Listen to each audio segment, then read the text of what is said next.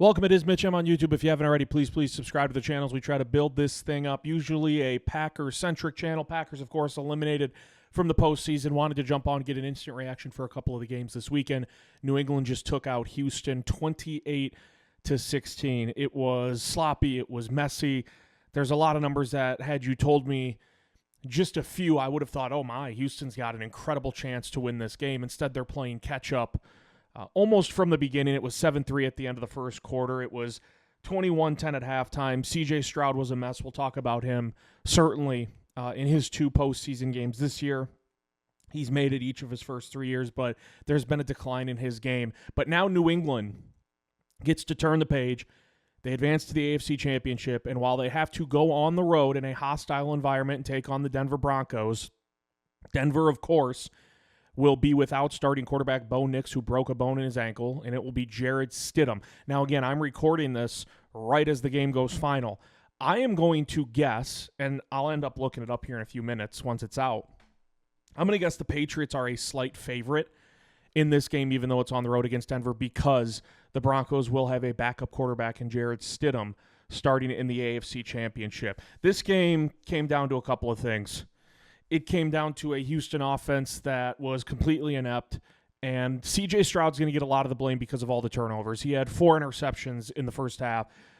As a team, they had 5. They had another fumble in the third quarter when they were driving, and I believe at that time it might have been 21-13, and right around that red zone area of New England with a chance to maybe score, go for 2, and try to tie. It didn't happen. 5 turnovers for Houston. C.J. Stroud's going to get a lot of the blame. The running game was completely invisible. Woody Marks had 14 carries for 17 yards. That's not going to get it done. It's been a running game that's been not great throughout the year. They've had moments. I mean, you look at the wild card win over Pittsburgh, and Houston won because of 2 reasons. They won because they had an incredible defense that had 2 defensive touchdowns, harassed Aaron Rodgers from start to finish, and they had one of their best rushing performances as a team for the entire year. But it's a rushing offense that ranked 22nd in the NFL this year. And there's really a lot of offensive metrics for Houston that when you look at them this year, it's like, oh, it's not good, but it's not bad. And they're kind of just like living around that little purgatory area. C.J. Stroud, it wasn't a great year, and he has declined since an incredible rookie season 2 years ago, yet he continues to make the playoffs. Yet if you talk about quarterback wins and losses, and a lot of people don't like putting a lot of faith into that stat, but he won a playoff game this year and then lost this one against New England. Again, it's not all on his shoulders, but C.J. Stroud will probably be the first one to tell you in his post-game press conference he has to be a lot better. He threw it 47 times, only had 212 passing yards, 4 picks. One of them was taken back for a pick six on just an unfathomable decision for C.J. Stroud in the first half. And I believe at that time, was it not? I believe it was 10-3 Houston when he threw, or excuse me, 10-7 Houston, I believe, when he threw that pick six, and it was a 26-yard pick six by Marcus Jones, where the pressure was right in C.J. Stroud's face immediately after the snap, after the play action, and instead of just eating it, he tried getting a pass off. The ball just hovered in the air for what seemed like an eternity. Jones gets the pick and takes it back to the house for New England, and it's curtains. I mean, the game wasn't over then, and even at halftime, you're like, man, C.J. Stroud has 4 picks here at halftime, and it's only 21-10. Like, you feel like you have a puncher's chance. And I know a lot of people were saying, oh, you got to bench C.J. Stroud. You got to bench him. How can you roll out with him in the second half? This game has ramifications for your future as well if you're the Houston Texans, if you choose to take C.J. Stroud out at halftime of a divisional round game that's still within reach. It wasn't 35-3, 35-0 at halftime. It was still 21-10. You had more than just a puncher's chance, especially with your defense that you have if you're the Houston Texans. Now, ultimately, it still didn't go their way, and they fall 28-16, and the curtains get pulled down on their season. But pulling C.J. Stroud at halftime, I don't think that's a decision that DeMeco Ryans could have made, should have made, and he didn't. Stuck to his gun, stuck with C.J. Stroud. And again, if you want to play the what-if game or the hindsight's 2020 game, and what if they would have pulled C.J. Stroud, then what happens? Could they have won this game? Man, I don't know. New England's offense made enough plays. There was a point in time where I'm watching the game, and I'm like, if New England just turns around and hands it off every single play, I think they're going to win this game. Like, I don't even think. I believe they're going to win this game. If they just turn around, boom, and hand it off to Stevenson or Henderson or whomever, New England probably wins this game, because the only thing getting in New England's way, it was a pretty good effort by Houston's defense for the most part, but New England turnovers themselves. 3 of them.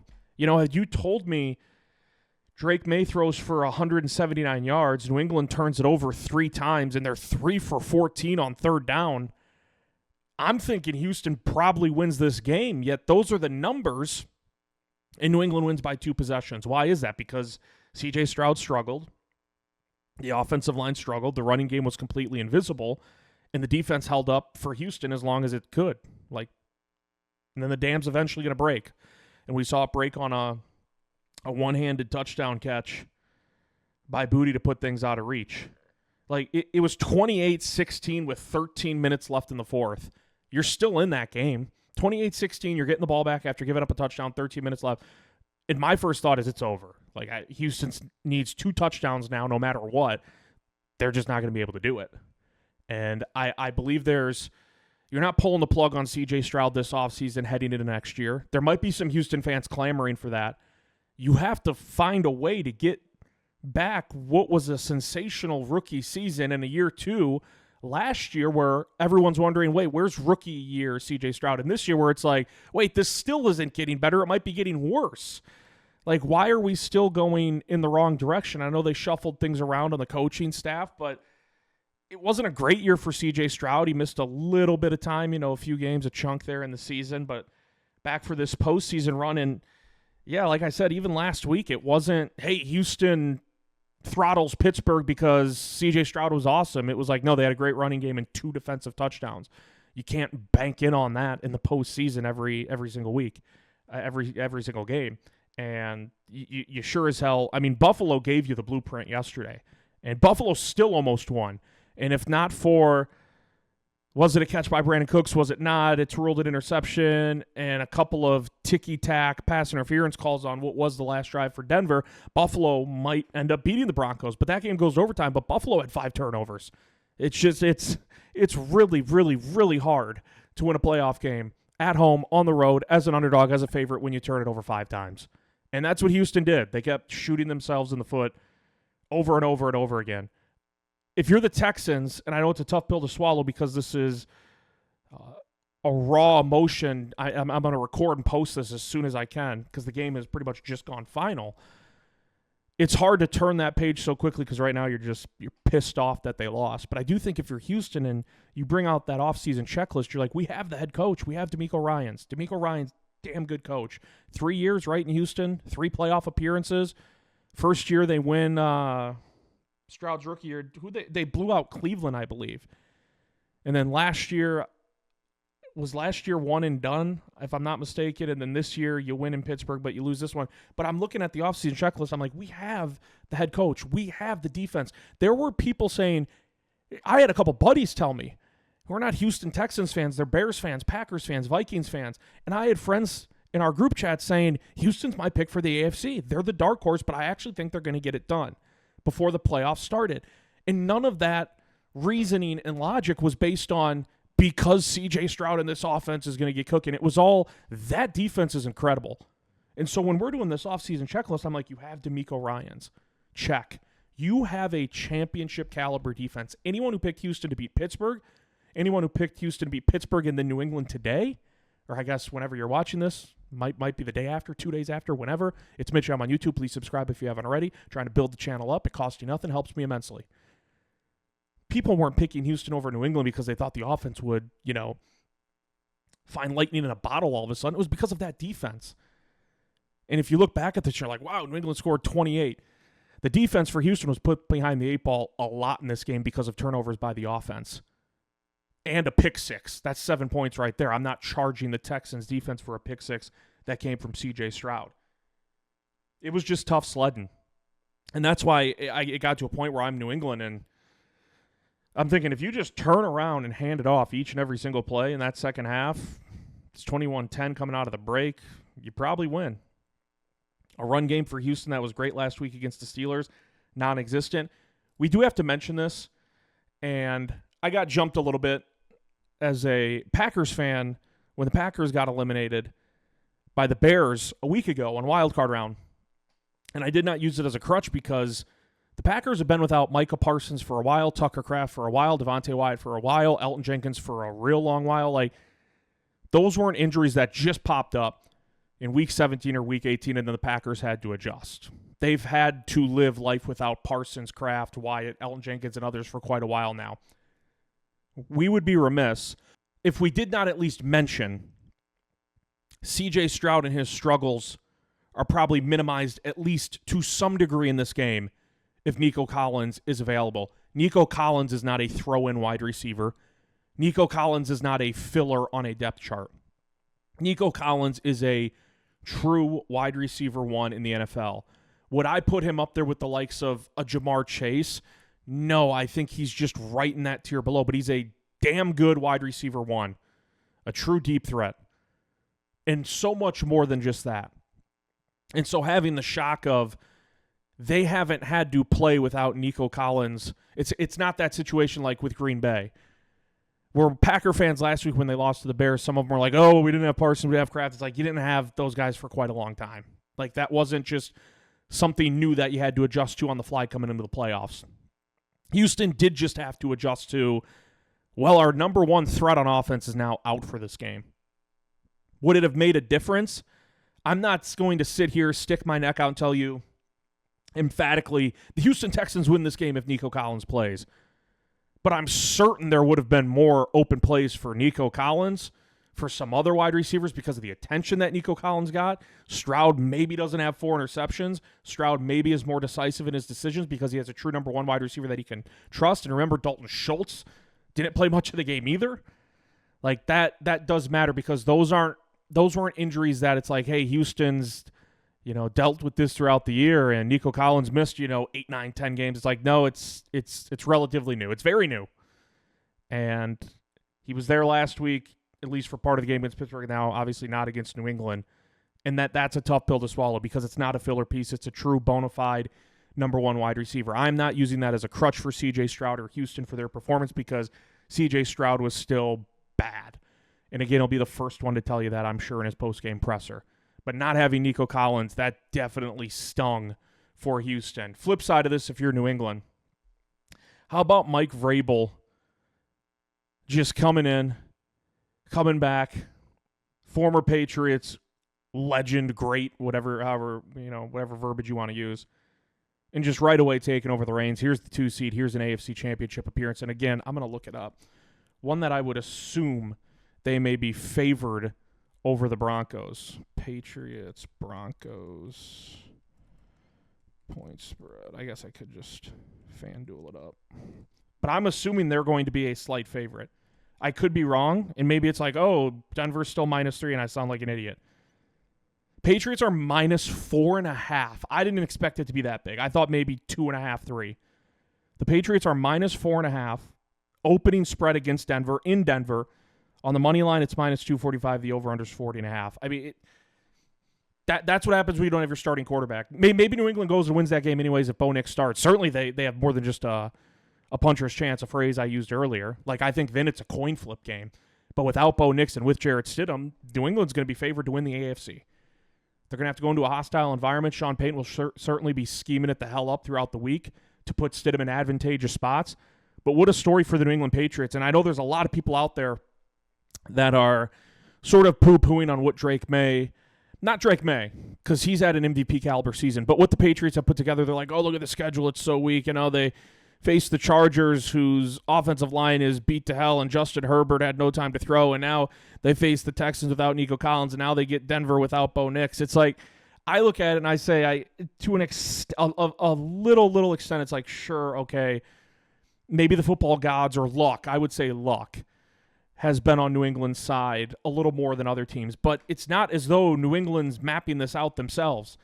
They did not choose to play Houston in this game today without Nico Collins. They did not choose their regular season schedule. That's how it fell into place. They did not choose to go to Denver next week for the AFC Championship, but Bo Nix is out for the Broncos. I don't know what you want New England to do. I know it brings up like, oh, they're a little more fraudulent, a little more phony than what leads on. It's like they're playing who's on the schedule. They're taking care of business.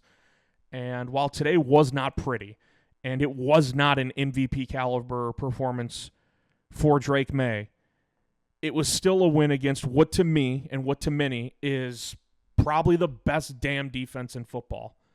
And that to have that check mark if you're Houston going into the offseason, it gives you even more reason to have urgency to figure out and try to put the pieces of the puzzle back together for C.J. Stroud. I would be stunned if they moved on from Stroud in the offseason, but they have to figure it out fast because they have the coach and they have the defense. Find a running game. Find a semblance of it. And you have a true number one wide receiver. Like, there are teams that don't. So we go back to that offseason checklist for Houston. To me, you have the head coach. You have the defense, like a Super Bowl caliber defense. It's not even like, oh, they have a good defensive front, but they're lacking in the secondary and at the second level at linebacker. Like, no, it's just a really, really great defense for Houston. Check mark. You have a number one wide receiver for your quarterback. Check mark. But do you have the quarterback? Next year, and I know it seems like so far down the road, but next year is going to be a huge, huge year in the career arc of C.J. Stroud, one way or another. I mean, it's going to be a massive, massive year because Houston has so many pieces in place already. And after his rookie year, you would have thought C.J. Stroud's the guy. That's a franchise pillar. That's a guy you build around for the next decade. Now there's a little more doubt and there's a little more worry. And his playoff performances in both these games did not help that case.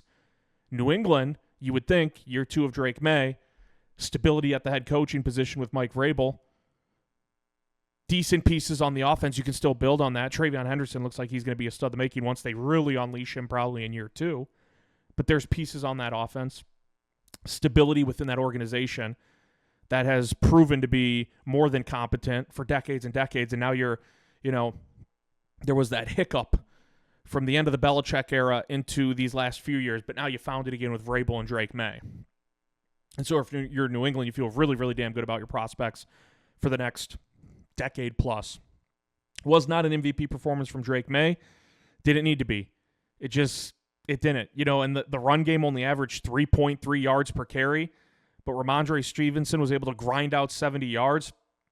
Booty had that huge touchdown to really, again, it felt like it put it out of reach. 28-16 with 13 minutes left. I just thought it was over because Houston's offense, it hasn't shown that they can dig out of that kind of hole. And C.J. Stroud was struggling mightily. There was a stretch in that game where New England had the lead, but he was either 6 or 7 straight third down stops for the Houston defense. Think about that. Against this offense with Drake May, who like the MVP is either going to be Stafford or May. Drake May's playing, I know it's snowing and there's a little bit of wind, so, the conditions aren't perfect, but it wasn't like a tornado. It wasn't like hurricane-type winds or anything like that. It was less than advantageous for an offense, but it wasn't crazy out of line. Like, you could still throw the ball around, right? You could still run the ball with success, yet we still saw 8 combined turnovers, which is insane. But Drake May made enough plays. C.J. Stroud didn't. C.J. Stroud made way more errors. And Drake May did enough in this game. But that's an MVP candidate who didn't look like it because of how good that defense is. Houston just has that one big question. And the question isn't, do you move on from C.J. Stroud? It's, how do we get this figured out now for the 2026-27 season? So we'll see. Impressive win for New England. Again, if you would have told me some of the stats, I would have assumed Houston won if you told me, again, and not the total turnovers, but if you would have said New England turns it over 3 times. Again, that stretch in the game where New England's leading, but the Houston defense again and again and again just keeps getting stops against Drake May in this offense, which has been potent throughout the year. There was a stretch, I said, where it was 6 or 7 straight third downs for New England were all stops. Like, your defense is getting one stop after another, after another, after another, after another on third downs. And New England's punting again and again and again and again. And the offense for the Texans just could not crack the code. And then it got to a point where it's like, how many stops can we be expected to make? We're a really good defense, but that's a pretty damn good offense with a damn good young quarterback. And May put one on the money to put it up 28-16 with 13 minutes left, essentially putting it out of reach. But if you told me New England turned it over 3 times, that it was 3 for 14 on third down, that it would only have 248 total yards, I would have assumed Houston probably wins the game. Instead, New England wins, by the time it was 28-16, comfortably. And now it's New England, Denver in the AFC Championship. Let me know what you guys and gals think. It is Mitch M on YouTube. Always, always appreciative of all the support. we'll post this video. We'll have another one probably for the Rams-Bears once that goes final. Click subscribe, costs you nothing, helps me immensely as I build up the channel. We'll see you next time.